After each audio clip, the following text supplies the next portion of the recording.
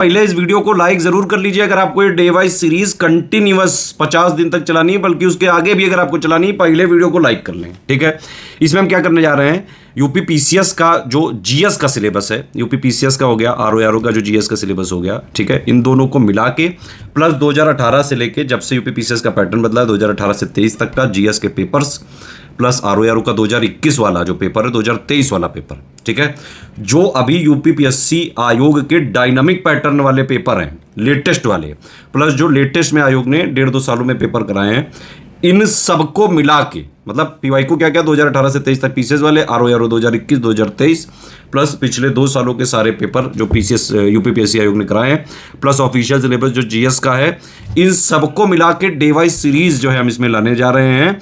और इसमें करीबन पूरे जीएस के सिलेबस से 600 टॉपिक निकालेंगे, मोस्ट इंपॉर्टेंट वाले।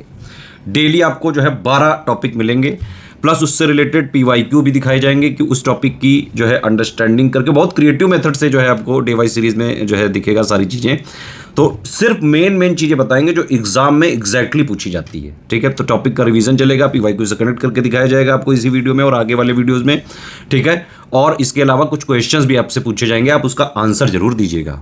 अच्छा, मिसलेनियस का पापा वीडियो अलग से मिलेगा तो वो इसमें इंक्लूडेड नहीं है। करंट अफेयर का हम रिवीजन और पापा अलग से देते हैं, वो इसमें इंक्लूडेड नहीं है। बजट इकोनॉमिक सर्वे पापा वो भी इसमें इंक्लूड नहीं है। लेकिन बाकी जीएस का कंप्लीट जो स्टैटिक वाला है, बिल्कुल नया सिलेबस, डायनामिक जो पैटर्न चल रहा है उसके हिसाब से, और जितना पीवाईक्यू अभी भी रिलेवेंट है उन सबको मिला के मोस्ट इंपॉर्टेंट 600 टॉपिक्स हैं इसमें। वीडियो देखने से पहले एक इंपॉर्टेंट इंफॉर्मेशन है आप सभी लोगों के लिए, अभी भी जितना टाइम बचा है यूपी पीसीएस 2024 प्री के लिए, आरओ 2023 का री एग्जाम प्री के लिए जो है जितना टाइम बचा है, इसमें स्टडी फॉर सिविल सर्विसेज का सिलेक्शन मटेरियल, पेड ग्रुप के जो है exclusive recorded videos, paid quiz, test series, इन सबको लेके जो है पढ़ाई प्रैक्टिस रिवीजन करके आराम से कट ऑफ निकल सकता है, चाहे जैसा पेपर आ जाए, easy moderate tough analytical conceptual.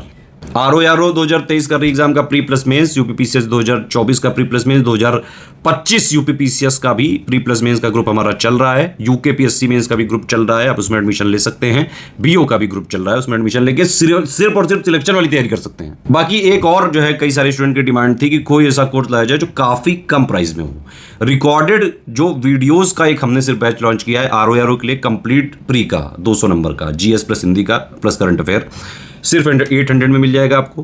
PCS वाला जो है वो हमने लॉन्च किया है completely recorded video, GS plus CSAT plus current affair, सिर्फ और सिर्फ 1600 रुपए में ऐप में मिलेगा। चलिए अब डे वाइज सीरीज जो है देखिए, और इसके आंसर भी जरूर दीजिएगा, जो भी क्वेश्चन पूछे जा रहे हैं डेली आंसर देना है। डे वाइज रिवीजन सीरीज की क्लास नंबर 7 में आप सारे व्यूअर्स का बहुत बहुत स्वागत है। एक बार फिर से अपनी अटेंडेंस जरूर मार्क करिएगा कमेंट सेक्शन में। आज के जो टॉपिक्स हैं वो देख लेते हैं। महाजनपद भाग 1 यहाँ पे लिखा हुआ है, महाजनपद का पहला पोर्शन यहाँ पर कवर करेंगे हम लोग, जो बेसिकली 16 महाजनपद है, उनके फीचर्स, उनकी लोकेशन, उनकी राजधानी वगैरह, उनसे जुड़े नगर, उनसे संबंधित शासक, शाक्त संप्रदाय रह गया था लास्ट लेक्चर में से, उसको हम लोग कंप्लीट करेंगे। फिर ज्योग्राफी में, भूगोल में, भारत के भूगोल ही चल रहा है, भारत के भूगोल में तटीय मैदान में उन्मज्जन तटरेखा, निमज्जन तटरेखा यानी कि cost of submergence, cost of emergence, इसको स्टडी करेंगे हम लोग। पूर्वी और पश्चिमी तटीय मैदान में जो प्रमुख अंतर हैं, भारत के प्रमुख द्वीप और उनसे जुड़े फैक्ट्स, राज्य व्यवस्था में मौलिक अधिकारों पर हम लोग चर्चा करेंगे। और ये बहुत इंपॉर्टेंट टॉपिक होता है क्योंकि आपके यूपीपीएससी के प्रीलिम्स के सिलेबस में राइट्स इशू करके दिया हुआ है, राइट्स इशू, तो ये बड़ा जरूरी टॉपिक होता है। फंडामेंटल राइट्स पढ़ना आपके एग्जाम के लिए, फंडामेंटल राइट्स से संबंधित सारे जरूरी तथ्य यहाँ पर हम लोग कवर करने की कोशिश करेंगे। इकोनॉमी अर्थव्यवस्था में प्लानिंग इन इंडिया का भाग 2 नंबर 2 हम लोग करेंगे, प्लानिंग इन इंडिया का भाग नंबर 2। और अगली क्लास में जो है क्लास नंबर 8 में ये भाग 3 तक में नियोजन हम लोग लगभग कंप्लीट कर चुके होंगे। फिर नया टॉपिक लेंगे, पर्यावरण में बाघ अभयारण्य पर चर्चा करेंगे, टाइगर रिजर्व पे। लेकिन हमेशा की तरह पहले यहाँ पर रिवीजन करेंगे पिछली क्लास में जो भी आपने स्टडी किया, इसका यहाँ पर revision. Who among the following was not a part of Bombay plan. Bombay plan Bombay के उद्योगपतियों ने ड्राफ्ट किया था 1944 में, निम्नलिखित में से कौन उसका भाग नहीं था, ये यहाँ पे बताना है आपको। अगर आपने लास्ट क्लास में ध्यान से सुना होगा तो आप इसको आराम से कर लेंगे।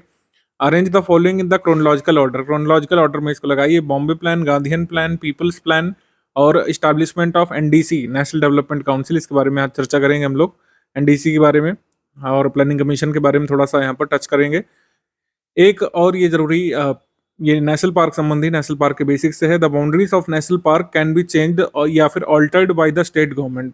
The boundaries of national park can be altered और changed by the state government. Only the state government has the power to declare a protected area as a national park. तो दो स्टेटमेंट यहाँ पे दिया हुआ है, ए और आर कहा गया है। आप बताइए किस तरीके से सही उत्तर बनेगा। हिंदी माध्यम में भी दिया हुआ है, हिंदी मीडियम वाले इसको अटेम्प्ट करिए।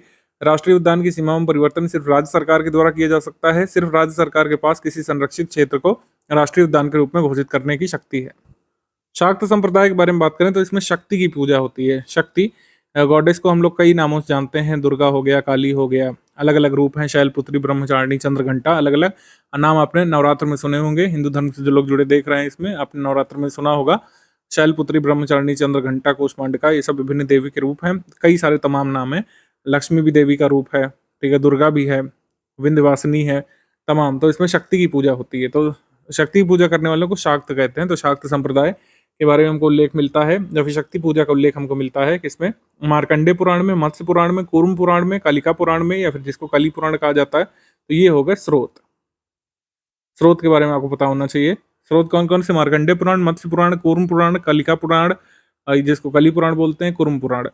इसके जो शक्तिपीठ हैं, यानी जो प्रमुख मंदिर हैं जहाँ पर शक्ति पूजा होती है, तो प्रमुख माना गया कश्मीर में, जो कटरा में जो वैष्णो देवी है, वैष्णो माता का मंदिर जो है कश्मीर में, वो है। कांची में एक मंदिर है, और एक कामाख्या में, असम में जो मंदिर है, काली मंदिर, उग्र रूप का दर्शन आप कर सकते हैं कामाख्या जा करके। जो शासक शक्ति की पूजा करते थे वो कौन कौन से हैं? एक प्रतिहार वंश के शासक महेंद्रपाल हैं, और राष्ट्रकूट वंश के शासक अमोघवर्ष हैं, ठीक है। तो ये प्रमुख शासक जो कि शाक्त संप्रदाय से जुड़े थे या फिर जो शक्ति पूजा करते थे। अब महाजनपद काल के बारे में जाते हैं। महाजनपद जब हम पढ़ना शुरू कर देंगे तो उसके बाद से कई सारी डायनेस्टीज हम आगे पढ़ेंगे आगे की क्लासेस में, जिससे संबंधित फैक्ट्स बन सकते हैं। सारे जरूरी तथ्य यहाँ पर कवर करेंगे, इसी वजह से इसको रिवीजन सीरीज कहा गया है। ये सिलेबस कंप्लीट करने आने वाली सीरीज नहीं है। 16 महाजनपदों में से 8 जो है उत्तर प्रदेश में पड़ते थे, 3 करीब बिहार में। ये आपको पता होना चाहिए। आरओ पेपर में पूछा भी गया था 2021 वाले में कि कितने महाजनपद उत्तर प्रदेश का भाग हैं। और जोग्राफिकल एरिया उत्तर प्रदेश में 8 महाजनपदों का आता था। अंग महाजनपद, इसकी राजधानी चंपा थी। प्राचीन नाम चंपा का मालिनी था। आधुनिक भागलपुर और मुंगेर का जो रीजन बिहार में, ये यहाँ पे पड़ा करता था अंग महाजनपद में। प्रमुख नगर चंपा, जो कि एक बंदरगाह नगर भी था। अश्वपूर्व भद्रिका, बिंबिसार के समय यहाँ का शासक ब्रह्मदत्त बताया जाता है अंग महाजनपद का। उसके बाद अवंती महाजनपद, इसकी 2 राजधानियां थी, उज्जैनी और माहिष्मती। आई रिपीट, उज्जैनी और माहिष्मती 2 राजधानी थी। महावीर स्वामी और गौतम बुद्ध के समकालीन यहाँ का शासक चंड प्रद्योत था। चंड प्रद्योत कुरारगढ़, मक्करगढ़, सुदर्शनपुर इसके प्रमुख नगर थे। पुराणों के अनुसार अवंती के शासक हैवे वंश के लोग हुआ करते थे। वत्स महाजनपद की राजधानी की बात करें तो कौशाम्बी, प्रेजेंट डे इलाहाबाद और बांद्रा डिस्ट्रिक्ट के करीब यही महाजनपद पड़ता था। मतलब ये इसकी राजधानी पड़ती थी, कौशाम्बी इसकी राजधानी थी। इसका क्षेत्र इलाहाबाद और मिर्जापुर जिले में आता था। वत्स महाजनपद का शासक गौतम बुद्ध और बिंबिसार के समकालीन उदयन यहाँ का शासक था। उदयन। चंद्र प्रद्योत ने अपनी पुत्री वासदत्ता का विवाह उदयन से किया था। गौतम बुद्ध के शिष्य पिंडोल ने उदयन को बौद्ध शिक्षा दी थी। अश्मक की बारे में बात करें तो इसकी राजधानी पोटल या पैथान, प्राचीन नाम इसका प्रतिष्ठान था।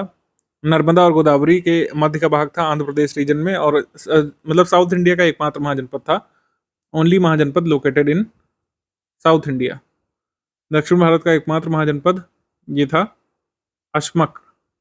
राजधानी इसकी पैठान या पोटल, ये याद रख सकते हैं। इसकी स्थापना इक्ष्वाकु वंश के शासक मूलक द्वारा की गई थी। इक्ष्वाकु डायनेस्टी के रूलर्स ने इसकी स्थापना की थी। काशी के बारे में बात करें, बनारस या वाराणसी इसकी राजधानी। स्थापना काशी के संस्थापक द्रिवोदास था। काशी का शासक अजातशत्रु था, ये लिखा गया है सोर्सेस में। अजातशत्रु के समय ही काशी मगध का हिस्सा बना था। काशी का सर्वप्रथम उल्लेख कहाँ मिलता है? अथर्ववेद में। जातक के अनुसार राजा दशरथ और राम काशी के राजा थे।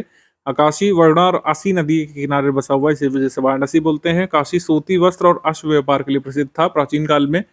कौशल के बारे में बात करें तो श्रावस्ती, कुशावती या अयोध्या इसकी राजधानी थी। श्रावस्ती और कुशावती या अयोध्या। प्रेजेंट डे जो अवध रीजन है, फैजाबाद, गोंडा, बहराइच का क्षेत्र जो इसमें आता है, सरयू नदी का क्षेत्र। बुद्ध के समकालीन यहाँ का शासक प्रसेनजीत था।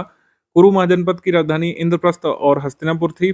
यहाँ बुद्ध के समकालीन यहाँ का शासक कौरव्य था, और उसी से जो है कौरव उत्पन्न हुए थे, हम लोग कह सकते हैं। कुरु महाजनपद का उल्लेख महाभारत और अष्टाध्यायी में मिलता है। इस महाजनपद के अंतर्गत मेरठ, दिल्ली और थानेश्वर का क्षेत्र आता था। पांचाल के बारे में बात करें तो राजधानी इसकी अहिछत्र और काम्पिली। यहाँ का शासक चुलामी ब्रह्मदत्त था। बरेली, बदायूं, फरक्काबाद का क्षेत्र शामिल था। महाभारत अष्टाध्यायी में पंचाल महाजनपद का उल्लेख मिलता है। पांचाल महाजनपद के अंतर्गत कानिकुब्ज का प्रसिद्ध नगर था। तो कानिकुब्ज नामक प्रसिद्ध नगर ये पांचाल महाजनपद में आता था। और सूरसेन इसकी राजधानी मथुरा थी। यदुवंशी भगवान कृष्ण यहाँ के शासक थे। मेगस्थनीज की पुस्तक इंडिका में सूरसेन का उल्लेख मिलता है। बुद्ध का समकालीन शासक अवंती पुत्र था। मल्ल महाजनपद कुशीनगर ये पावपुर इसकी राजधानी थी। ये गणतंत्रात्मक महाजनपद था, रिपब्लिक था ये। महात्मा बुद्ध को महापरिनिर्वाण इसी महाजनपद में प्राप्त हुआ था। वज्जी महाजनपद राजधानी यहाँ पे मिथिला या वैशाली। 8 गणराज्यों का संघ ये भी था। विदेह, लिच्छवी और वज्जी इसके प्रमुख गण थे, यानी रिपब्लिक थे। यहाँ पर भी रिपब्लिकन सिस्टम था। कंबोज के बारे में बात करें तो राजधानी इसकी हाटक थी। वैदिक युग में राजपुर। कंबोज का क्षेत्र पाकिस्तान का रावलपिंडी, पेशावर और काबुल घाटी का क्षेत्र था। घोड़ों के लिए प्रसिद्ध था, श्रेष्ठ घोड़ों के लिए। चेदी महाजनपद की राजधानी सोत्तीवती या शुक्तिमती थी। महाभारत कालीन राजा शिशुपाल राज किया करता था, जिसका वध भगवान कृष्ण ने सुदर्शन चक्र द्वारा किया था। इस क्षेत्र में मध्य प्रदेश और बुंदेलखंड का यमुना नदी का क्षेत्र शामिल है। गांधार राजधानी तक्षशिला, आधुनिक पेशावर रावलपिंडी का क्षेत्र शामिल है। मत्स्य की राजधानी विराटनगर, अलवर, जयपुर, जो भरतपुर का क्षेत्र इसमें आता था। मनुस्मृति में मत्स्य के कुरुक्षेत्र, पांचाल एवं शूरसेन को ब्राह्मण मुनियों का अधिवास ब्रह्मर्षि देश बताया गया है। तो ब्रह्मर्षि देश में कौन कौन से महाजनपद शामिल हैं आपसे पूछ सकते हैं मनुस्मृति के अनुसार। तो मत्स्य के कुरुक्षेत्र को, पांचाल और शूरसेन को। मगध के बारे में बात करें तो गिरिवज्र राजगृह या राजगीर इसकी प्रारंभिक राजधानी थी। ठीक है, बाद में पाटलिपुत्र राजधानी बनती है। पटना और गया जिले तक विस्तारित था ये मगध। हस्तिनापुर के बारे में बात की जाए, उत्तर प्रदेश राज्य के मेरठ जिले में स्थित था एक नगर। महाभारत और पुराण जैसे हिंदू धर्म ग्रंथों में कुरु साम्राज्य की राजधानी इसको बताया गया है। और हस्तिनापुर गंगा नदी के दाहिने तट पर स्थित था। ज़्यादातर मैंने इस बार फैक्ट के बारे में बताया है। जब हम महाजनपद काल शुरू करेंगे और इसमें हम जो डिफरेंट डायनेस्टीज आई हैं उनके बारे में स्टडी करेंगे तो और भी थोड़ी चीज़ें इंटरेस्टिंग लगेंगी आपको। ये प्लेन फैक्ट्स हैं, इससे संबंधित यही सवाल आ सकता है। महाजनपद का लोकेशन, प्रेजेंट डे लोकेशन, और जो कह सकते हैं महाजनपद का नाम वो मैचिंग में मिलाने को आ सकता है। महाजनपद उसकी राजधानी को मिलाने को आ सकता है। महाजनपद और उसके संबंधित नगर को मिलाने को आ सकता है। महाजनपद उससे संबंधित शासक को मिलाने को आ सकता है। तो मैचिंग वाले क्वेश्चन ही ज़्यादा एक्सपेक्ट कर रहा हूँ मैं। बाकी अब आ जाते हैं ज्योग्राफी सेक्शन पर। ज्योग्राफी में कोस्ट लाइन ऑफ इमरजेंस और कोस्ट लाइन ऑफ सबमर्जेंस हमने लास्ट क्लास में पढ़ा था। हमने आपको बताया था कि भारत का पूर्वी तट, विशेष रूप से जो इसका दक्षिण पूर्व भाग है यानी तमिलनाडु का कोस्ट है, ये उन्मज्जन तटरेखा यानी कि कोस्ट लाइन ऑफ इमरजेंस का उदाहरण है। जबकि भारत का जो वेस्टर्न कोस्टल प्लेन है वो उन्मज्जन तटरेखा का, एक्चुअली ये उन्मज्जन निमज्जन दोनों तटरेखा का उदाहरण है। इसका कुछ भाग उन्मज्जन तटरेखा में आता है और कुछ भाग निमज्जित तटरेखा में आता है। कौन कौन सा होता है? जैसे उत्तरी भाग फॉल्टिंग के परिणाम स्वरूप उन्मज्जित तट है यानी कि कोस्ट लाइन ऑफ इमरजेंस है, और दक्षिणी भाग यानी कि केरल का तट निमज्जित तट है या फिर निमज्जन तट है या फिर कोस्ट लाइन ऑफ सबमर्जेंस है। उन्मज्जन तटरेखा में कुछ लैंडफॉर्म्स बनते हैं, जैसे कि बार बनता है। बार जो लिखा हुआ ये वाला बार है, बार स्पिट्स, बार स्पिट्स। इसके अलावा सी क्लिफ यानी समुद्र भ्रागु बनते हैं। लवड़ीय दलदल बनते हैं। सॉल्ट मार्शेस, बीचेस ये सब बनते हैं। आर्चेस यानी मेहराब बनते हैं। ऐसा क्यों होता है? क्योंकि इसका सृजन भूमि को उत्थान यानी कि भूमि जो पहले रही होगी समुद्र के नीचे या फिर समुद्र तल से बराबर रही होगी, वो ऊपर उठ जाती है या फिर समुद्र तल घटने लगता है, तो जो लैंडफॉर्म है ऊपर आ जाता है। तो इस वजह से इसको कोस्ट लाइन ऑफ इमरजेंस यानी उन्मज्जन तटरेखा बोलते हैं। तो बीच वगैरह हो गए और जो है सॉल्टी मार्शेस, स्पिट्स, बार्स, ये सब उदाहरण है कोस्ट लाइन ऑफ इमरजेंस का। जबकि कोस्ट लाइन ऑफ सबमर्जेंस कैसे बनता है? इसका सृजन भूमि के धंसने या समुद्र तल ऊपर आने से होता है। तो मतलब जो चीज़ें हैं वो डूब जाया करती हैं। तो इसमें कौन कौन सा लैंडफॉर्म बनता है? लैंडफॉर्म बनता है रिया तट, फियोर्ड, डेल्माशियन और ड्राउंड लोलैंड्स। इसको जानबूझ करके इंग्लिश में लिखा है, इंग्लिश से ही ध्यान रखिएगा क्योंकि इसके हिंदी नाम बड़े कठिन और क्लिष्ट हैं। रिया ध्यान रख सकते हैं, फियोर्ड ध्यान रख सकते हैं, जे साइलेंट है इसमें, इसको फियोर्ड पढ़िएगा। और डलबाशियन इसको पढ़ सकते हैं, डलमाटियन, डलमेटियन, जैसा आप समझ में आए वैसे पढ़िए। प्रोनाउंसिएशन को लेकर मेरे हिसाब से लोड लेने की जरूरत नहीं है। रिया, फियोर्ड, डलमाशियन और ड्राउंड लोलैंड, ये इसके हो गए टिपिकल फीचर्स या फिर ज्योग्राफिकल फीचर्स। जैसे दक्षिण पश्चिम आयरलैंड का जो तट है रिया तटरेखा का उदाहरण है। मान लीजिए पूछ ले रिया तटरेखा का एक उदाहरण बताइए, तो दक्षिण पश्चिम आयरलैंड। नॉर्वे में फियोर्ड तट बनते हैं। नॉर्वे में क्या बनते हैं? फियोर्ड तट बनते हैं। और यूगोस्लाविया में डलमाशियन बनते हैं, डलमाटियन या डलमाशियन बनते हैं। पूर्वी जर्मनी का जो बाल्टिक तट है ये ड्राउंड लोलैंड की श्रेणी में आता है। तो बाल्टिक कोस्ट जो है ये ड्राउंड लोलैंड की श्रेणी में आता है, तो ये याद रखा जा सकता है। निमज्जन तटरेखा और उन्मज्जन तटरेखा में आप भूलिएगा नहीं, बस ये कॉन्सेप्ट ध्यान रखिए कि सबमर्जेंस कॉस्ट क्या होती है, भूमि के धंसने या समुद्र तल के ऊपर आने से ये बनती है, जबकि उन्मज्जन तटरेखा भूमि के ऊपर उठने से या फिर समुद्र तल के घटने से बनती है। और इसके लैंड फॉर्म अलग अलग हैं, जैसे बार स्पिट्स सॉल्ट मार्शेस, बार स्पिट सॉल्ट मार्शेस और लैगून सी क्लिफ, ये किसके उदाहरण है? ये उदाहरण है कोस्टलाइन ऑफ इमरजेंस के। और रिया, फियोर्ड, डल्माशियन, ड्राउंड लोलैंड्स, ये कोस्टलाइन ऑफ सबमर्जेंस के उदाहरण है। आगे बढ़ेंगे हम लोग। अब भारत के प्रमुख द्वीप यहाँ पर हम लोग स्टडी कर लेते हैं। प्रमुख द्वीप में अंडमान निकोबार द्वीप है और लक्षद्वीप है। मूर आइलैंड जो है उसको हम ज़्यादा फोकस नहीं करेंगे, उससे आता नहीं एग्जाम में। सबसे पहले हम बात करेंगे अंडमान निकोबार, जो प्रमुख द्वीप समूह है अंडमान और निकोबार। अंडमान और निकोबार के बारे में अगर फ्री टाइम में जानना चाहते हैं, जब प्री मेंस आपका हो चुका हो, समय बच रहा हो, तो काला पानी नामक वेब सीरीज जरूर रिकमेंड करूंगा मैं। जनरली फिल्म्स वगैरह रिकमेंड नहीं करता हूँ स्टूडेंट्स को, लेकिन आप देख सकते हैं, काफ़ी इन्फॉर्मेटिव सीरीज है और इंटरेस्टिंग तो है ही। नेटफ्लिक्स पे अवेलेबल है। नेटफ्लिक्स वालों ने कोई पैसा नहीं दिया है, मुझे अच्छी लगी थी तो मैं आपको रिकमेंड कर रहा हूँ। खैर, आ जाते हैं इस पे। Archipelago is composed of 265 big and small islands. Number वगैरह वैसे पूछे नहीं जाते हैं। 203 अंडमान के, 62 निकोबार के, करीब 265 हो रहे हैं। एक रफ आइडिया ध्यान रखिएगा, क्योंकि वैसे तो बड़े एग्जाम में जैसे यूपीएससी वगैरह में नंबर वगैरह नहीं पूछेंगे, लेकिन आपसे स्टेटमेंट में खेल सकते हैं। यूपीपीएससी में ऐसे लिख देंगे कि अबाउट इसमें 400 आइलैंड है, तभी गलत हो जाएगा। लेकिन अगर यहाँ पे लिख दें अराउंड 250 है, तो स्टेटमेंट सही हो जाएगा। तो जो आर्कीपिलागो है यानी द्वीप समूह है, इसमें 265 बड़े और छोटे आइलैंड है। अंडमान निकोबार द्वीप समूह की अगर हम बात कर रहे हैं, ठीक है। अंडमान द्वीप मुख्य रूप से अंडमान द्वीप 3 मुख्य द्वीपों में विभाजित है, उत्तर, मध्य, दक्षिण। तो अंडमान द्वीप समूह को हम लोग नॉर्थ अंडमान, मिडिल अंडमान और साउथ अंडमान बोलते हैं। डंकन पैसेज लिटिल अंडमान और साउथ अंडमान को अलग अलग करता है। ये आपका डंकन पैसेज यहाँ पर आप स्पॉट कर सकते हैं। थोड़ा सा इसको जूम कर लेते हैं, अब आपको दिख रहा होगा, ये डंकन पैसेज है। This is Duncan passage. ये किसको सेपरेट कर रहा है? ये सेपरेट कर रहा है साउथ अंडमान को लिटिल अंडमान से। ये वाला हिस्सा हो गया साउथ अंडमान। साउथ अंडमान और यहाँ पे लिटिल अंडमान तो लिखा ही है। लिटिल अंडमान को साउथ अंडमान से अलग अलग कौन कर रहा है? Duncan passage. अब वो साउथ अंडमान के जो आइलैंड्स हैं, जैसे माया बंदर, ये आपसे पूछ सकते हैं कि which of the following is not a part of Andaman Nicobar, तो इसमें लक्षद्वीप का कोई आइलैंड हो सकता है। Which of the following is not a part of Lakshadweep, तो उसमें अंडमान का कोई आइलैंड दे सकते हैं। तो थोड़ा सा रफ आइडिया रखिएगा, जैसे नॉर्थ अंडमान और पहलगांव। नॉर्थ अंडमान पहलगांव ये पड़ता है नारकोंडम आइलैंड, माया बंदर, मिडिल अंडमान, साउथ अंडमान, ठीक है, साउथ अंडमान और रिचिस आर्किपिलागो, बायरन आइलैंड जो कि वोल्केनिक एक्टिविटी वाली आइलैंड है, एबरदीन, हरबेटाबाद और नेशुगे, ये सब पड़ता है। नेशुगे किसका पार्ट है? लिटिल अंडमान का। उसके बाद 10 डिग्री चैनल है। 10 डिग्री चैनल के बाद यहाँ पे है कार निकोबार आइलैंड, काकना, कमोरता, ठीक है, और जो है काचल आइलैंड, लिटिल निकोबार, ये सब है। टरासा द्वीप है, निनकवरी, ये सब है इसमें। तो ये अंडमान निकोबार संबंधी आइलैंड के नाम हो गए। अब मैं यहाँ पर इसको डिलीट कर दे रहा हूँ, जिससे आप एक बार अच्छे से निगाह बैठा लें।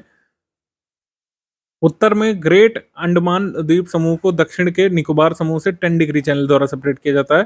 तो ग्रेट अंडमान को और जो निकोबार आइलैंड है, ये इतना जो टोटल है, ये निकोबार वाला हिस्सा है। ये हो गया निकोबार, निकोबार, और ये पूरा हो गया ग्रेट अंडमान। मिडिल, साउथ और नॉर्थ अंडमान को मिलाकर बन गया है यहाँ पर जो है ग्रेट अंडमान। तो ये ग्रेट अंडमान और निकोबार को सेपरेट करने वाला कौन सा चैनल है? 10 डिग्री चैनल। ये है 10 डिग्री चैनल, 10 डिग्री चैनल। आगे बढ़ेंगे हम लोग। इतनी जानकारी ये लोकेशन के संबंध में काफ़ी है। आपको जरूरी फैक्ट, जैसे पोर्ट ब्लेयर के उत्तर में बैरन और नारकोंडम द्वीप ज्वालामुखी द्वीप है। एक बैरन आइलैंड और एक नारकोंडम आइलैंड।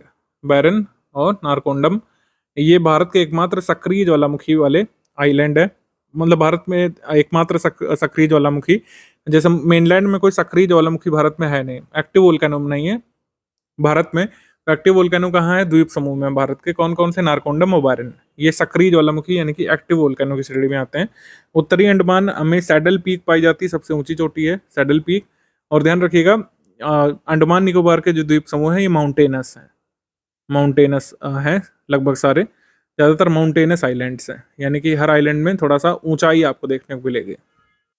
लक्षद्वीप के बारे में बात कर लेते हैं। लक्षद्वीप की अगर हम बात करें तो लक्षद्वीप के 3 बेसिक हिस्से हैं, अमिनी देवी द्वीप समूह, लक्षद्वीप और मिनिकॉय। अब इनमें भी देखिए कई सारे अलग छोटे-छोटे द्वीप हैं, ऐसा नहीं कि 3 द्वीप से मिलकर के बन गया लक्षद्वीप, ऐसा नहीं है। इसके छोटे-छोटे द्वीप हैं कई सारे, ठीक है, 10-5 हैं। लक्षद्वीप के हैं अलग-अलग, उनको याद नहीं रखना है। तो लक्षद्वीप और अमिनी देवी द्वीप समूह और मिनिकॉय ये सब मिलकर के क्या कहलाए? लक्षद्वीप कहलाए। तीनों का ही ये कॉम्बिनेशन है, यही कहलाता है लक्षद्वीप, ये ध्यान रख सकते हैं। लक्षद्वीप में जो छोटे-छोटे आइलैंड है जैसे कदमत है, किल्टन है, हमारे कई सारे जो शिप्स हैं इंडियन नेवी शिप्स, उनका नाम उनके आइलैंड के नाम पर रखा गया है। अमीनी आइलैंड है, चेटलात है,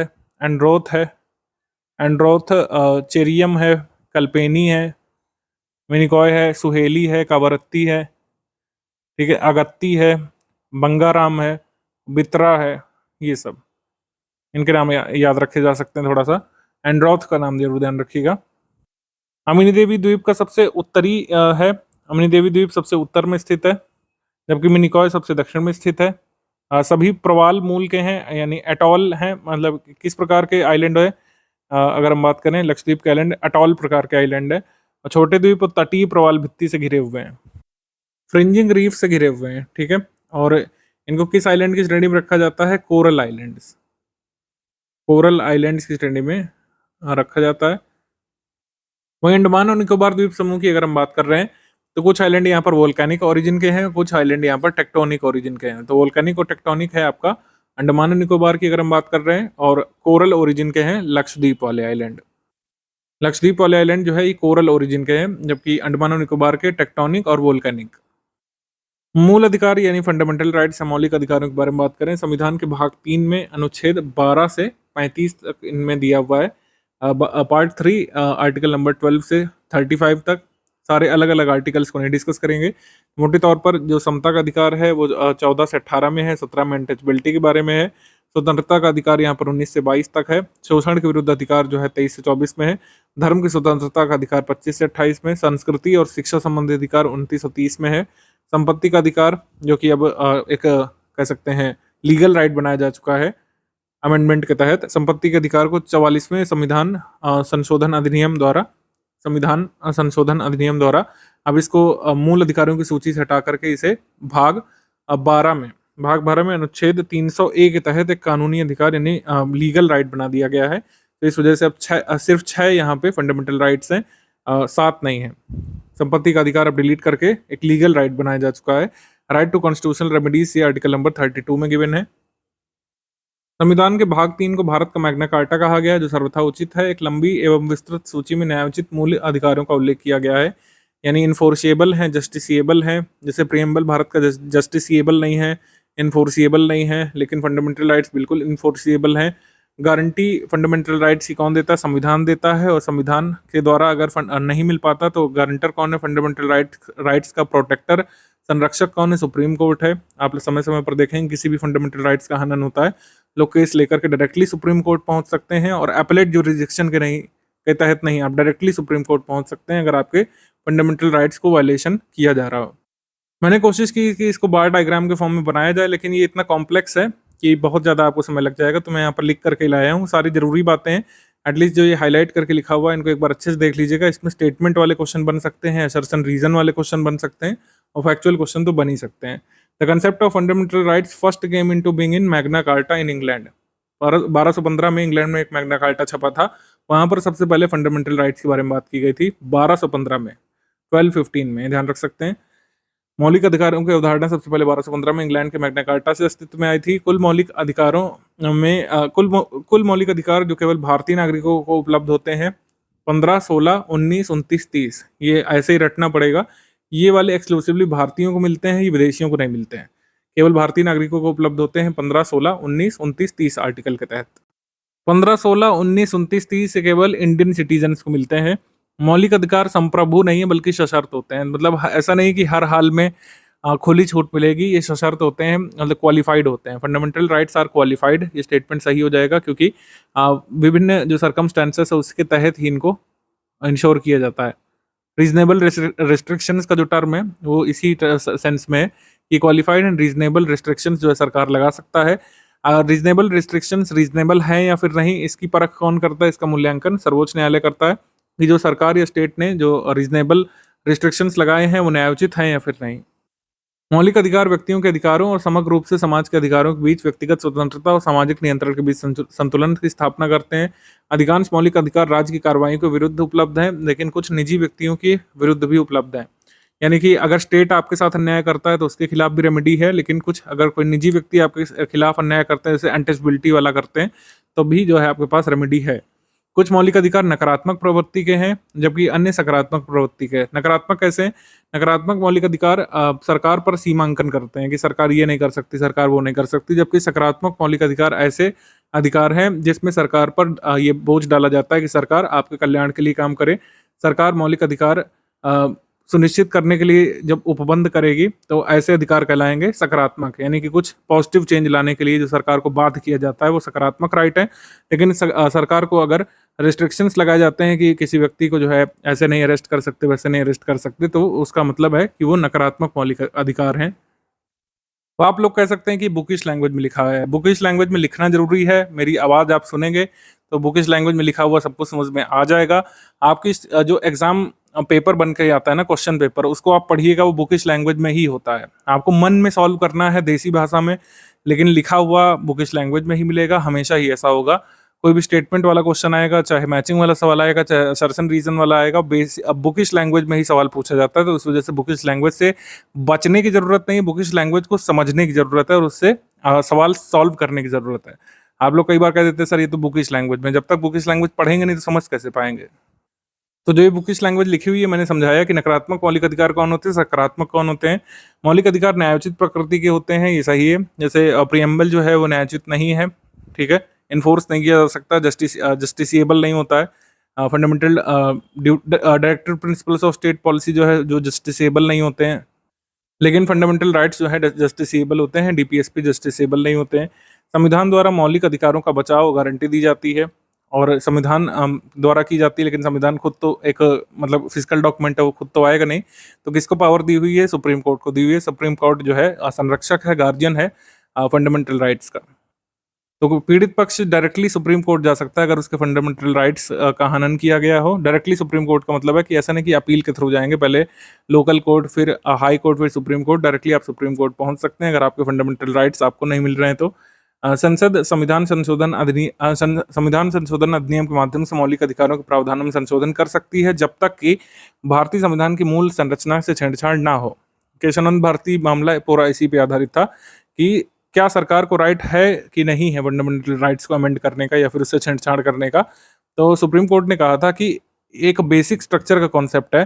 केशवानंद भारती केस में यही कहा गया था कि बेसिक स्ट्रक्चर को जब तक सरकार या पार्लियामेंट छेड़ता नहीं है तब तक वो किसी भी तरीके का कॉन्स्टिट्यूशनल अमेंडमेंट कर सकता है, फंडामेंटल राइट्स को भी अमेंड कर सकता है, लेकिन बेसिक स्ट्रक्चर जब तक ऑल्टर ना हो तब तक। बेसिक स्ट्रक्चर डिफाइन नहीं किया गया था उस केस में, लेकिन समय समय पर सुप्रीम कोर्ट ने बेसिक स्ट्रक्चर की अवधारणा जो है उसको उद्घाटित किया है। मौलिक अधिकारों को राष्ट्रीय आपातकाल के संचालन के दौरान निलंबित किया जा सकता है, लेकिन अनुच्छेद 20 और अनुच्छेद 21 तहत गारंटीकृत अधिकारों को आपातकाल के समय भी हटाया नहीं जा सकता है। मतलब आर्टिकल 20, आर्टिकल 21 इनको इमरजेंसी के समय पर भी जो है नहीं छीना जा सकता है सिटीजन से। इसके अतिरिक्त अनुच्छेद 19 के तहत मौलिक अधिकारों को केवल युद्ध या बाह्य आक्रमण के दौरान या फिर घोषित आपातकाल के दौरान निलंबित किया जाता है। मौलिक अधिकारों का दायरा अनुच्छेद 31 से 31B 31C द्वारा सीमित किया गया है। ये जो आर्टिकल्स हैं ये बेसिकली जो मौलिक अधिकार है उसके दायरे को सीमित करने का काम करते हैं। एक बार ऐसे क्वेश्चन आ चुका है, तो ये फंडामेंटल राइट्स के दायरे को संकुचित करने का काम कौन से आर्टिकल्स करते हैं? 31 से 31B 31C। और किससे एसोसिएटेड ये आर्टिकल है? प्रॉपर्टी राइट्स से। तो प्रॉपर्टी राइट्स जो है उनको अब लीगल राइट्स बनाया गया है, फंडामेंटल राइट्स से ही हटा दिया गया है। तो प्रॉपर्टी राइट्स संबंधित जो ये उपबंध है ये एक तरीके से फंडामेंटल राइट्स को सीमित करने का, लिमिट करने का काम करते हैं। पार्लियामेंट सशस्त्र बलों, अर्धसैन्य बलों, पुलिस बलों, खुफिया एजेंसी या फिर अन्य ऐसी सेवाओं के मामले में मौलिक अधिकारों के प्राधिकार को प्रतिबंधित या निरस्त कर सकती है। मतलब संसद को अधिकार है कि पुलिस के संदर्भ में, सशस्त्र बलों के संदर्भ में, सशस्त्र बल या खुफिया एजेंसियों के कार्मिकों के जो मौलिक अधिकार होते हैं उन पर प्रतिबंध लगाए जा सकते हैं, क्योंकि नेशनल सिक्योरिटी के तहत वो मामले आ जाते हैं।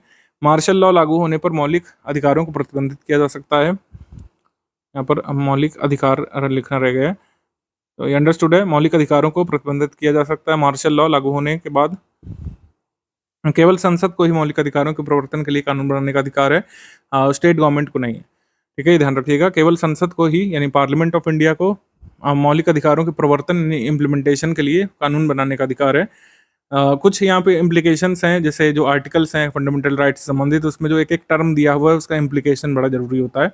इसको समझने की हम लोग कोशिश करते हैं। जैसे राज्य की परिभाषा, जो अनुच्छेद 12 भारतीय संविधान के पार्ट 3 में आप देखेंगे, आर्टिकल नंबर 12 में स्टेट की डेफिनेशन के बारे में दिया हुआ है कि पार्ट 3 में जितनी बार भी स्टेट टर्म आए उसमें क्या क्या आता है। तो स्टेट का मतलब है government and parliament of India and the government and legislature of each of the state and all local and other authorities within the territories of India under the control of government of India। government of India के control में आने वाली जितनी भी local या फिर other authority में private authority भी आ जाएगी। ठीक है, तो ये सब स्टेट के डेफिनेशन के अंतर्गत आ जाएंगे। यूपीएससी ने एक बार पूछा था कि स्टेट का टर्म का मतलब क्या होगा, कौन से इन 4 डेफिनेशन में से स्टेट टर्म को सबसे ज़्यादा परिभाषित करने वाला ऑप्शन कौन सा है। Which of the following best defines the term state. तो आर्टिकल 12 के तहत जो भी हमने पढ़ा समझा है उसे हम समझ सकते हैं, community of persons permanently occupying a definite territory independent of external control and processing and organized government. यानी कि कुछ ऐसे लोगों की कम्युनिटी, ऐसे लोगों का समूह जो कि एक डेफिनेट टेरिटरी में रहते हैं, एक्सटर्नल कंट्रोल यानी बाह्य नियंत्रण से मुक्त हैं और अपनी एक ऑर्गेनाइज्ड सरकार चलाते हैं। ये बेस्ट स्टेट को डिफाइन कर सकता है। तो वही यहाँ पे गिवन है, राज्य की परिभाषा में क्या क्या आता है। तो संघ के कार्यकारी और विधायी अंग ये आ जाते हैं। संघ के कार्यकारी और विधायी अंग के साथ सभी स्थानीय निकाय आ जाते हैं, और राज्य के कार्यकारी और विधायी अंग आ जाते हैं सभी वैधानिक और गैर वैधानिक प्राधिकरण निकाय आ जाते हैं, यानी कि स्टैचुटरी और नॉन स्टैचुटरी बॉडीज ये सब आ जाएंगे स्टेट के एम्बिट में। राज्य के सहायक के रूप में काम करने वाले निजी निकाय, कोई प्राइवेट एजेंसी जो सरकार का काम करती है या सरकार ने किसी काम के लिए हायर किया है, तो उसे भी स्टेट के टर्म्स में हम लोग शामिल कर सकते हैं। मतलब प्राइवेट एजेंसीज को स्टेट में शामिल कर सकते हैं, यस, अगर वो सरकार का कामकाज देखती है तो। आर्टिकल 13 जो है ये न्यायिक समीक्षा के संबंध में इसमें कुछ प्रावधान किए गए हैं। तो अनुच्छेद 13 के अंतर्गत कानून विधि क्या है, यानी कि जो लॉ टर्म है, जो यहाँ पे ओरिजिनल संविधान के टेक्स्ट में दिया हुआ है, all the law in force in the territory of India immediately before the commencement of constitution insofar they are inconsistent with the provisions of this part shall extend to such inconsistency be void। यानी कि कोई भी ऐसा कानून जो कि इस संविधान के लागू होने के बाद बनाए गए हों, जो ये पार्ट 3 जो है फंडामेंटल राइट्स के उल्लंघन करने वाला अगर कोई भी विधि बनाई जाती है तो वो नल और वाइड घोषित हो जाएगा खुद ही, आर्टिकल नंबर 13 कहता है। तो इसी में इसका जो क्लॉज 1 है इसमें लॉ को डिफाइन किया गया है। लॉ को लिखा गया है includes any ordinance, order, bye law यानी कि उपविधि, regulation, notification, custom or usage having in the territory of India in force of law. तो वही यहाँ पे कह रहे हैं कि इसमें आर्टिकल नंबर 13 के तहत विधि में क्या क्या आता है। संसद या राज्य विधानसभा द्वारा बनाए गए स्थायी कानून या विधि, अध्यादेश जैसे अस्थायी कानून या विधि, ऑर्डिनेंस अगर कोई पास किया जाता है, प्रत्यायोजित विधान की प्रकृति का वैधानिक साधन, कोई नोटिफिकेशन, गवर्नमेंट नोटिफिकेशन या रेगुलेशन जारी किया जाता है, कानून या विधि के गैर विधायी स्रोत, कोई नियम बनाया जाता है, कोई गाइडलाइन जारी की जाती है, वो भी इसमें आ जाएगा।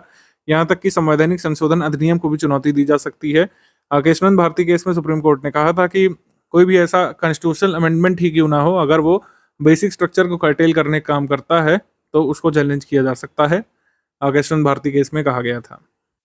क्योंकि केशवंत भारती केस से पहले कुछ ऐसे मामले हुए थे, उसमें कहा गया था कि जो लॉ है उसमें संविधान संशोधन को नहीं शामिल करेंगे, लेकिन फिर बाद में केशवंत भारती केस में कहा गया था कि संविधान संशोधन भी अगर किया गया है सरकार के द्वारा और जो है वो फंडामेंटल राइट को कर्टेल करने का काम करता है, उस हद तक जब तक बेसिक स्ट्रक्चर भी ऑल्टर हो रहा हो तो उसको चैलेंज किया जा सकता है, उसको नल एंड वॉइड घोषित किया जा सकता है सुप्रीम कोर्ट के द्वारा।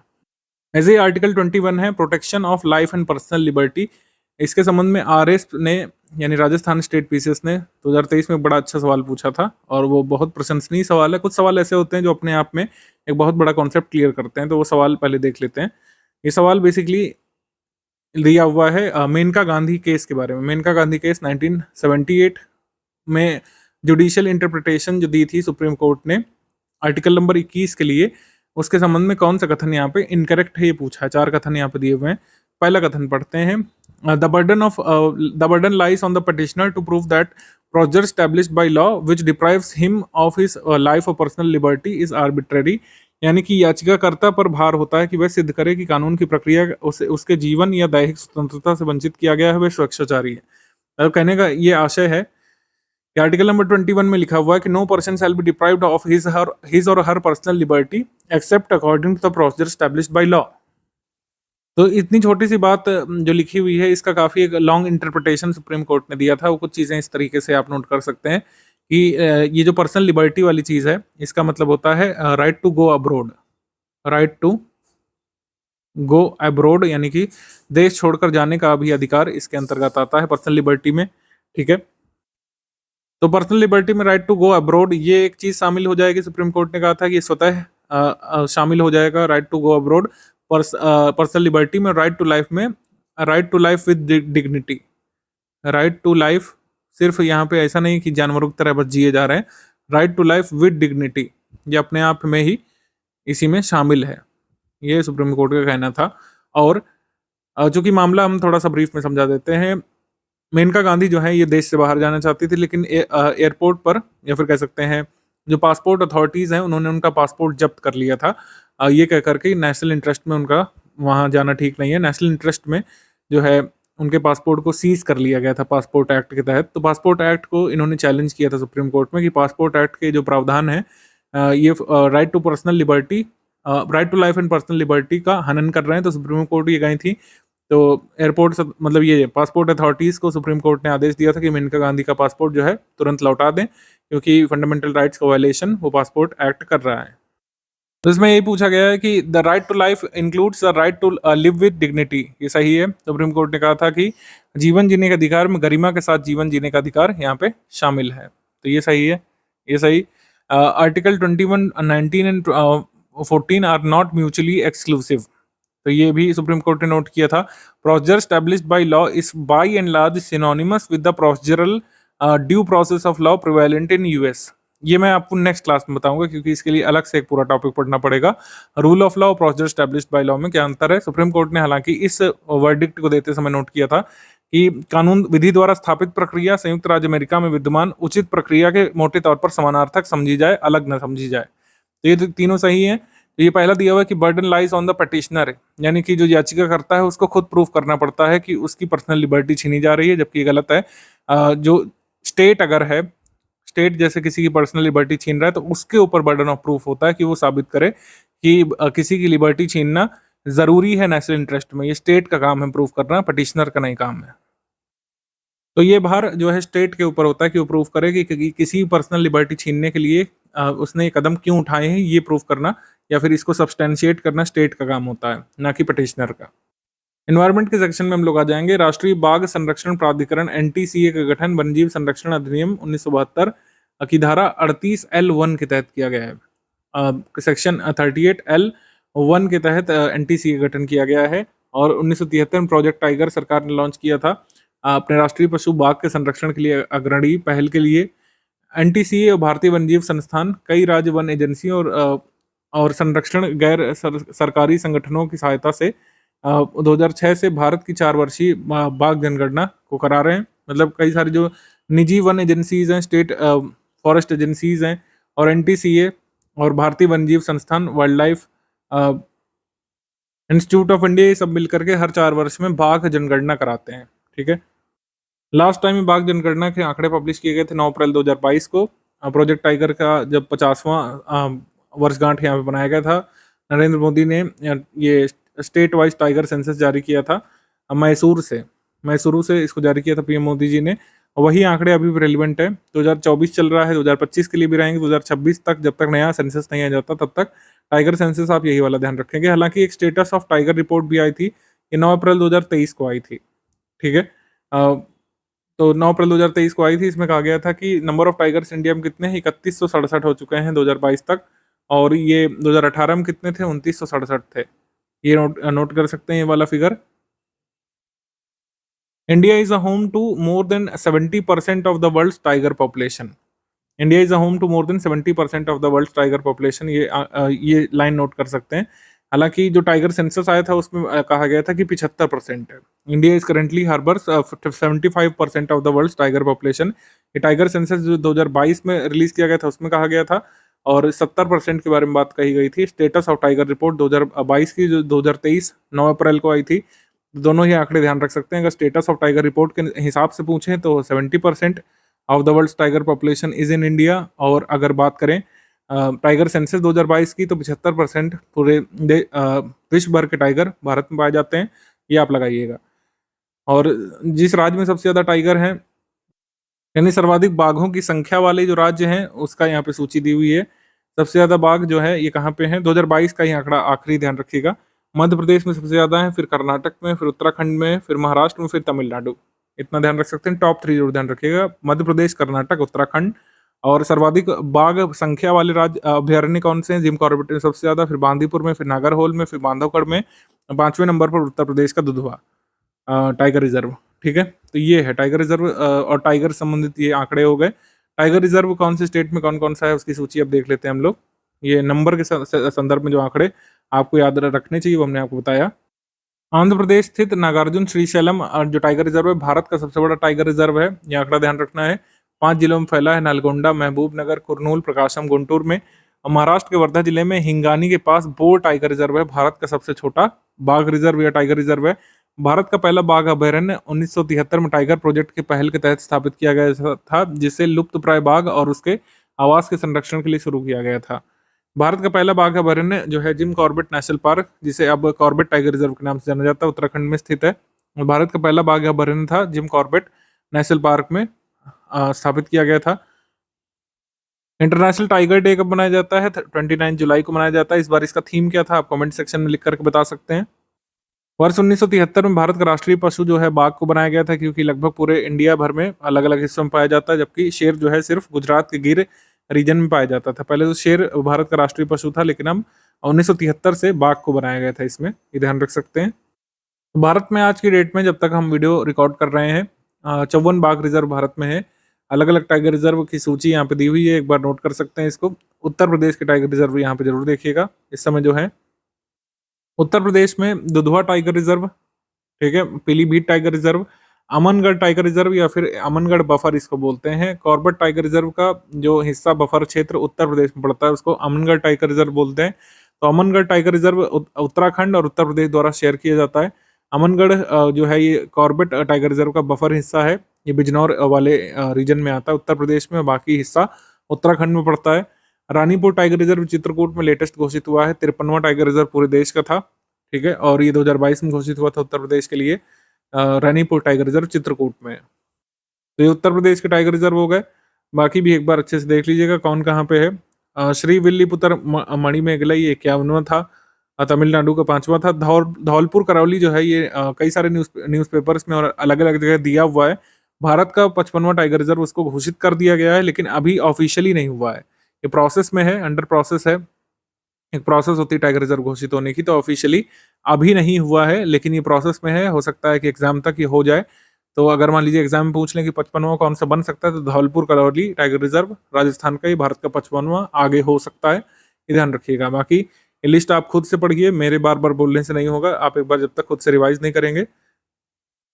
सबसे ज्यादा नेशनल पार्क और सबसे ज्यादा टाइगर रिजर्व ये मध्य प्रदेश में पाई जाते हैं। सतपुड़ा, कान्हा, संजय, दुबरी, पेंच, बांधवगढ़, पन्ना, वीरांगना, दुर्गावती जो 54वां था भारत का। ये कहाँ पे पड़ते हैं, मध्य प्रदेश में। तो मध्य प्रदेश को टाइगर स्टेट भी कहा जाता है। तो डे 7 में साइंस सेक्शन के अंदर आज के जो हमारे टॉपिक्स हैं वो रहेंगे कि कौन कौन से एसिड कहाँ कहाँ पे पाए जाते हैं, जो भी नेचुरल सोर्सेस हैं एसिड के वो कौन कौन से हैं, और दूसरा ये कि जो लैब में एसिड बनाए जाते हैं उनके कहाँ कहाँ पे यूज़ होते हैं। तो सबसे पहले एसिड के बारे में, जैसा कि हम जानते हैं कि कोई भी ऐसा केमिकल कंपाउंड जिसको अगर पानी में डालेंगे तो H+ आयंस रिलीज़ करेगा। अगर सारे के सारे H+ आयंस रिलीज़ हो जाते हैं तो वो स्ट्रॉन्ग एसिड है, और अगर नहीं हो पाते तो वो वीक एसिड है। और जिस एसिड में ओरिजिनल कंटेंट ज़्यादा है, यानी कि एसिड ज़्यादा है, तो वो कंसनट्रेटेड, नहीं तो वो डाइल्यूट जिसमें पानी ज़्यादा हो। और सोर्सेस के बारे में हमने अभी देखा कि नेचर में जो भी चीज़ें पाई जाती हैं उसमें बाय डिफ़ॉल्ट जो एसिड मौजूद होते हैं वो ऑर्गेनिक एसिड कहलाते हैं, नहीं तो फिर जो अर्थ क्रस्ट के अंदर जितने भी मिनरल पाए जाते हैं उनकी सहायता से जो लैब में एसिड बनाए जाते हैं ना, तो वो मिनरल एसिड हो गए। तो एग्ज़ाम पॉइंट ऑफ व्यू से ये ज़रूरी है कि ऑर्गेनिक एसिड कहाँ कहाँ पे पाए जाते हैं और ये जो मिनरल एसिड हैं ये कहाँ कहाँ पे यूज़ किए जाते हैं। तो ऑर्गेनिक एसिड के बारे में हम जान चुके हैं कि ये किसी भी कार्बनिक कंपाउंड में पाए जाते हैं, मतलब जिसमें कार्बन और हाइड्रोजन हो उसमें ये देखने के लिए मिलेंगे। और ये कार्बन हाइड्रोजन एनिमल में तो डेफिनेटली होता है, और कुछ हो ना हो, जितने भी जीवित वस्तुएं हैं उसमें कार्बन तो ज़रूर से होगा। और जीवित वस्तुओं में प्लांट एनिमल दोनों ही आते हैं, तो प्लांट और एनिमल प्रोडक्ट में ये ऑर्गेनिक एसिड हमें देखने के लिए मिलते हैं। और जितने भी ये ऑर्गेनिक एसिड हैं सारे के सारे वीक इन नेचर होंगे, मतलब कोरोसिव नेचर इसका भी होगा, मतलब कि जिस पे ये पड़ेंगे उस चीज़ को वो डैमेज करके रख देंगे। अगर हम हाथ में एसिड की कुछ बूंदें गिरा दें तो हाथ डैमेज हो जाएगा। जो एसिड अटैक के बारे में हम लोग न्यूज़ सुनते हैं कि फलाने के चेहरे पे एसिड फेंक दिया गया, तो वो उसकी स्किन को डैमेज कर चुका होता है और इवन अंदर की हड्डियों तक को। तो इस प्रकार का कुछ नेचर होता है एसिड का, और जिसमें ये प्रकार का नेचर भयंकर रूप से पाया जाए तो वो स्ट्रॉन्ग एसिड, नहीं तो वीक एसिड। तो वीक एसिड जाहिर सी बात है ये ऑर्गेनिक एसिड होते हैं, क्योंकि अभी हम जिस टेबल पे आएंगे उसमें हम देखेंगे कि हमारे खाने पीने की चीज़ों में ये एसिड पाए जा रहे हैं। तो हम इनको क्यों खा पा रहे हैं? क्योंकि ये जाहिर सी बात है वीक हैं। और जो ये मिनरल एसिड है ये लैब में बनाए जाते हैं, किसका यूज़ करके? तो अर्थ की क्रस्ट के अंदर जो मिनरल पाए जाते हैं उनकी सहायता से। जितने भी मिनरल एसिड होते हैं सारे के सारे स्ट्रॉन्ग होते हैं, करोसिव नेचर होता है उनका, लेकिन केमिस्ट्री में जैसा कि कुछ एक्सेप्शंस होते हैं, तो इन एसिड को छोड़ के बाकी सारे स्ट्रॉन्ग हो गए। जो ये कार्बोनिक एसिड है जो कि कोल्ड ड्रिंक और सोडा में पाया जाएगा, ये वीक एसिड होता है, नहीं तो हम कोल्ड ड्रिंक पी ही क्यों पाते अगर इसमें स्ट्रॉन्ग एसिड होता। तो एक चीज़ का करेक्शन करेंगे, H2SO4 हमेशा स्ट्रॉन्ग एसिड होगा, ये कभी भी वीक नहीं हो सकता।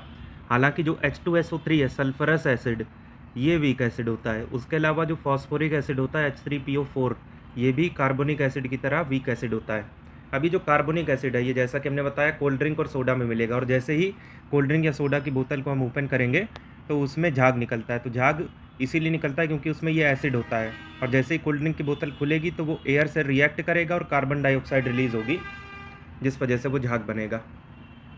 अब आते हैं जितने भी ये ऑर्गेनिक एसिड हैं तो वो कहाँ कहाँ पे पाए जाते हैं। इससे बहुत भर भर के MCQ पूछे गए हैं, तो चलिए देखते हैं। जो ये एसिटिक एसिड है ये विनेगर मतलब सिरके में पाया जाएगा। सिरका आप यूज़ करते हैं ना चाउमीन बनाने में, विनेगर अचार बनाने में, तो उसमें एसिटिक एसिड।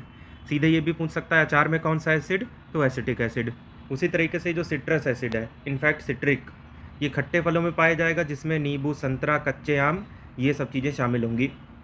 उसके बाद है लैक्टिक एसिड, दूध, दही, मट्ठे वगैरह में ये पाया जाएगा, जितने भी दूध से बनी खट्टी चीज़ें होती हैं। और लैक्टिक एसिड के बारे में एक चीज़ और ध्यान रखिए, जब हम लोग दौड़ दौड़ के थक चुके होते हैं और हमारी बॉडी में क्रैम्प आने लगते हैं, मसल्स अकड़ने लगती हैं, तो वो इसी वजह से क्योंकि उन मसल्स में लैक्टिक एसिड जमा हो चुका होता है। इसके बाद है टार्टरिक एसिड, ये इमली और कच्चे टमाटर जो हरे रंग के होते हैं उसमें पाया जाएगा। इससे रिलेटेड एक मोस्ट इंपॉर्टेंट यूज़ ये भी है कि जो केक की बेकिंग में सोडियम बाइकार्बोनेट यूज़ होता है ना, उसमें भी कहीं ना कहीं टार्टरिक एसिड का रोल होता है केक बनाने में। इसके बाद है ऑक्जेलिक एसिड, ये पके हुए टमाटर जो लाल रंग के होते हैं उसमें पाया जाएगा, और पालक में। फिर है फॉर्मिक एसिड, ये कहाँ पाया जाएगा? चींटी के कांटे में, मधुमक्खी के डंक में। जब भी चींटी मधुमक्खी काट लेती है तो खुजली होती है, सूज जाता है, तो वो इसीलिए क्योंकि फॉर्मिक एसिड रिलीज़ हो चुका होता है। और उसके अलावा नेटल लीव्स, एक ऐसी पत्तियाँ होती हैं जो काफ़ी बड़े साइज़ की होती हैं, उसमें भी ये फॉर्मिक एसिड पाया जाएगा। मैलिक एसिड सेब में पाया जाता है। अमीनो एसिड जाहिर है प्रोटीन में देखने के लिए मिलेगा। फिर एक होता है ब्यूट्रिक एसिड जो कि मक्खन में पाया जाता है। तो इस टेबल को अच्छे से जितनी जल्दी हो सकता है याद कर लीजिए, इससे डायरेक्ट MCQ बने हुए हैं पहले, अभी उसका प्रूफ भी आपको दिखा देंगे जब MCQ सेक्शन पे आएंगे। नेक्स्ट टॉपिक पे आते हैं जो कि है मिनरल एसिड के कहाँ कहाँ पे हम यूज़ करते हैं। तो मिनरल इसलिए क्योंकि ये लैब में बनेंगे। सबसे पहले है सल्फ्यूरिक एसिड, जिसे किंग ऑफ केमिकल कहा जाता है क्योंकि इसके बहुत सारे यूज़ होते हैं। इससे ज़्यादा यूज़ कोई भी एसिड किया नहीं जाता, आप देख ही सकते हैं नीचे। बाकी सब एसिड के यूज़ हमने कितने कम मेंशन किए हैं, लेकिन इसके सबसे ज़्यादा हैं। तो ये क्या हुआ? King of chemicals. ये फर्टिलाइज़र में यूज़ होगा। जैसा कि हम जानते हैं कि खेती में हमें खाद लगाना पड़ता है अलग अलग फसल के हिसाब से। तो कुछ फसलें ऐसी होती हैं जिसमें H2SO4 से बना हुआ खाद हमें चाहिए, तो वहाँ पे यूज़ होगा। और जितने भी पेंट होते हैं जो कि हम दीवार में, लकड़ी में, फर्नीचर में, इन सब जगह पे करते हैं, दरवाज़ों में, उसमें भी H2SO4 होगा। कुछ डाई होती हैं उसमें भी ये होगा। फायर एक्सटिंग्विशर जो आग बुझाने वाला आपके घर या गाड़ी में अगर हो तो उसमें कहीं ना कहीं H2SO4 का जिक्र होगा, देख लीजिएगा। सिंथेटिक फाइबर बनाने में भी H2SO4 का यूज़ है। डिटर्जेंट पहले इस्तेमाल करें फिर विश्वास करें, उसमें भी H2SO4 यूज़ होता है। सीको, पटाखे और इवन जो बिल्डिंग उड़ाने के लिए एक्सप्लोजिव चाहिए उसमें भी कहीं ना कहीं ये यूज़ होता है। हालांकि ज़्यादा तेज़ विस्फोटक चाहिए तो आपको नाइट्रिक एसिड पे आना पड़ेगा। और कार बैटरी, अब ज़रूरी नहीं हमने कार लिख दिया तो आप इन्वर्टर बैटरी छोड़ देंगे, उसमें भी यूज़ होता है H2SO4। अब नाइट्रिक एसिड HNO3, फर्टिलाइज़र्स, अभी ऊपर हमने देखा फर्टिलाइज़र बनाने में H2SO4 भी यूज़ हो रहा है। वो इसलिए क्योंकि अलग अलग फसल के ऊपर डिपेंड करता है कि फसल कौन सी है। किसी फसल में हमें ऐसी खाद चाहिए जो HNO3 से बनी हो और किसी में H2SO4 वाली। अब ज़्यादा तेज़ धमाका अगर आपको करना है, TNT बनाना है, ट्राई नाइट्रोटोलिन, बिल्डिंग उड़ाने के लिए, तो उसमें हमें HNO3 चाहिए। कुछ ऐसी डाई है जिसके लिए भी हमें ये चाहिए, प्लास्टिक बनाने के लिए भी चाहिए HNO3 nitric acid. Hydrochloric acid HCl, पहली बात तो ये हमारे आमाशय यानी पेट में पाया जाता है, तो ये ऐसा इनऑर्गेनिक एसिड है जो कि नेचुरली एग्जिस्ट करता है। क्योंकि केमिस्ट्री है, हमेशा एक्सेप्शन होते हैं। उसके बाद इसके अगर यूज़ की बात करें तो इंडस्ट्रियल क्लीनिंग में, उद्योग में जितनी भी साफ़ सफाई हमें मेटल वगैरह की करनी पड़ती है तो उसमें HCl यूज़ होता है। साथ ही में जितनी भी स्टील की बनी हुई चीज़ें हैं उसमें जो स्टील चिपक जाता है ना उल्टा सीधा, वो हटाने के लिए, क्योंकि जब भी कोई एसिड किसी मेटल से सीधे सीधे रिएक्ट करेगा तो उसकी ऑक्साइड अलग हो जाती है, इस वजह से इसका यूज़ कर लेते हैं भाई। साथ ही में जो बॉयलर होते हैं जहाँ पे बड़े बड़े बर्तन होते हैं, बहुत भारी मात्रा में हीटिंग हो रही होती है, उन बर्तनों के अंदर मेटल उल्टे सीधे चिपक जाते हैं तो उनकी सफाई करने के लिए भी हमें HCl चाहिए। इसके बाद अगली मोस्ट इंपॉर्टेंट चीज़ है एक्वा रेजिया। इसे रॉयल वाटर यानी अम्लराज भी कहते हैं। तो किंग ऑफ केमिकल अलग है, अम्लराज अलग है, दोनों को याद रखिएगा। एक्वा रेजिया देखिए वैसे तो दो बड़े बड़े स्ट्रॉन्ग एसिड को मिला के बनता है। सबसे पहले है कंसनट्रेटेड HCl यानी प्योर HCl चाहिए आपको, और दूसरा प्योर HNO3 चाहिए। किस रेशियो में? HCl होगा 3 रेशियो में और कंसनट्रेटेड HNO3 होगा 1 में। तो 3 किसके साथ है? HCl के साथ। 1 किसके साथ है? HNO3 के साथ। 65% HCl और 35% HNO3 मिलेगा तो एक्वा रेजिया बनेगा। इसका यूज़ कहाँ होता है? सुनार लोग इसको यूज़ करते हैं सोना वगैरह गलाने में, क्योंकि अगर अलग से HCl लोगे, भले ही कंसनट्रेटेड हो, या फिर HNO3 लोगे तो सोना नहीं गलेगा, लेकिन दोनों को इस रेशियो में मिलाओगे तभी गलेगा। सोना, प्लैटिनम, चांदी सब घुल जाएगा इसमें। तो ये सारे मिनरल एसिड के यूज़ थे। इससे पहले ऊपर हमने देखा ऑर्गेनिक एसिड कहाँ कहाँ पे पाए जा रहे हैं। अब सीधे मूव करेंगे MCQ की तरफ, जो कि आयोग ने पिछले वर्षों में पूछे हुए हैं।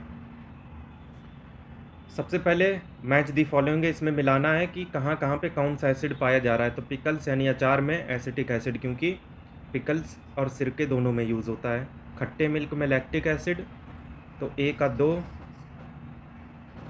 B का 3, एप्पल में मैलिक एसिड C का 4, तो 2, 3, 4, और सॉफ्ट ड्रिंक सोडा वाटर में कार्बोनिक या कार्बोनिल एसिड H2CO3, तो 2341 मतलब B ऑप्शन। ये सेम क्वेश्चन आप हिंदी मीडियम में भी देख सकते हो। इसके बाद नेक्स्ट है कि कौन सा नहीं मैच कर रहा है, तो एस्कॉर्बिक एसिड लेमन में। अब बात कर रहे होंगे आप कि ये एस्कॉर्बिक तो हमने बताया ही नहीं, तो ये आप बताओ ना एस्कॉर्बिक एसिड किस विटामिन को कहते हैं। तो ये जो विटामिन है ये लेमन में ही तो पाया जाता है, खट्टे फलों में। अब बताइए, अब तो समझ गए होंगे किस विटामिन की हमने बात की। ये सही है। एसिटिक एसिड दही में पाया जाएगा क्या? तो वो नहीं पाया जाएगा, वो लैक्टिक एसिड होगा जो कि दही में पाया जाएगा, और यही यहाँ से सही है। माल्टोज में माल्ट होता है, फॉर्मिक एसिड लाल चींटी के कांटे में होता है। तो कौन सा नहीं मैच कर रहा? C वाला। इसके बाद सेम क्वेश्चन आप हिंदी में भी देख सकते हो, आराम से अटैम्प्ट कर सकते हो पॉज करके। इसके बाद फिर से हमें मिलाना है। लैक्टिक एसिड दूध में पाया जाएगा, तो A का हो गया 3। अब एग्जाम में होते तो पता है क्या करते? A का 3, इन दोनों में नहीं है, ये दोनों ऑप्शन चले गए। एसिटिक एसिड पाया जाएगा सिरके विनेगर में, तो B का होगा 4। तो 3 के बाद 4 यहाँ पे है, यहाँ नहीं है, इसको टिक कीजिए और आगे बढ़िए। बाकी सिट्रिक एसिड होगा लेमन में, ब्यूट्रिक एसिड होगा ऐसे मक्खन में जिससे महक आ रही हो उसमें। ये सेम क्वेश्चन आप देखिए हिंदी में, आराम से बिल्कुल अटेम्प्ट कर सकते हैं, कोई दिक्कत नहीं है। इसके बाद है एक्वा रेजिया किस किस एसिड से मिलके बनता है, तो HNO3 HCl, HCl 3 HNO3 1, यानी कि nitric acid hydrochloric acid B। इसके बाद पिछले लेक्चर्स का रिवीजन करते हैं। ये वीडियो नंबर 7 है। अगर आपने 1 से लेकर 6 वीडियो देख रखी हैं तभी आप इन क्वेश्चन को कर पाएंगे। और यही रीज़न है कि ये सारे क्वेश्चन के आंसर हम आपको इंस्टेंट बता नहीं रहे, ये आपको बताना है कमेंट सेक्शन में। तो ऐसे एटम जिसमें प्रोटॉन सेम हो, न्यूट्रॉन अलग हो जाए तो क्या कहते हैं इनको, चलिए बताइए। इसके बाद रेडियो एक्टिविटी किसने डिस्कवर की, तो आप लोग जिन्होंने देखा होगा पिछले 6 लेक्चर वो सोच रहे होंगे कहाँ आपने ये बताया, तो इसका हिंट हम आपको दे देते हैं। ये वही हैं जिन्होंने गामा रे की डिस्कवरी की। अब आप बताइए। इसके बाद आइंस्टीन को नोबेल प्राइज़ किस लिए मिला था, ये तो हमने चलते फिरते अपने किसी वीडियो में चर्चा की थी 1 से लेकर 6 के बीच में, तो ये बताना तो बनता है। रॉयंटजन ने किसका आविष्कार किया था, तो हिंट ले लीजिए। जब बच्चे एक्सरे कराते हैं तो क्या करते हैं, खैर इसका आंसर तो बता ही दिया, फिर भी कमेंट में आप बता सकते हैं। ये हम बताएंगे 473 इसी वीडियो से रिलेटेड है। एसिटिक एसिड पाया जाएगा कहाँ पे, विनेगर में, तो ए का होगा 3, ए का 3 यहाँ पे है, बाकी कहीं नहीं है। इसको टिक करिए और आगे बढ़िए। लैक्टिक एसिड दही में, फॉर्मिक एसिड चींटी के कांटे में, ऑक्जेलिक एसिड पालक में। ये देखिए सेम क्वेश्चन हिंदी मीडियम में। गैस्ट्रिक जूस में कौन सा एसिड, तो HCl, ए का होगा 2, ए का 2 इधर है, इन दोनों में नहीं है, ये कट जाएंगे। हड्डियों में कौन सा कंपाउंड प्रेजेंट होगा, जाहिर सी बात है कैल्शियम और फॉस्फोरस से जो बना होगा वही, नाम नहीं पता है तो भी आपने पहचान लिया। 2 के बाद 3। इसके बाद विनेगर में एसिटिक, तो 2, 3, 4, और खट्टे मिल्क में लैक्टिक, तो 23, 41, सी।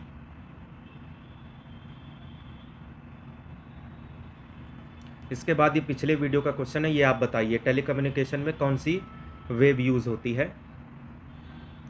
अब इसके बाद कॉस्मिक रे की थोड़ी जानकारी देते हैं और इस क्वेश्चन को यहीं पे सॉल्व करा देते हैं। तो पिछले वीडियो में हमने देखा था इलेक्ट्रोमैग्नेटिक स्पेक्ट्रम, उसमें गामा से चालू होता है मामला, रेडियो पे ख़त्म होता है, और बीच में हमें कहीं भी कॉस्मिक नहीं मिलेगी।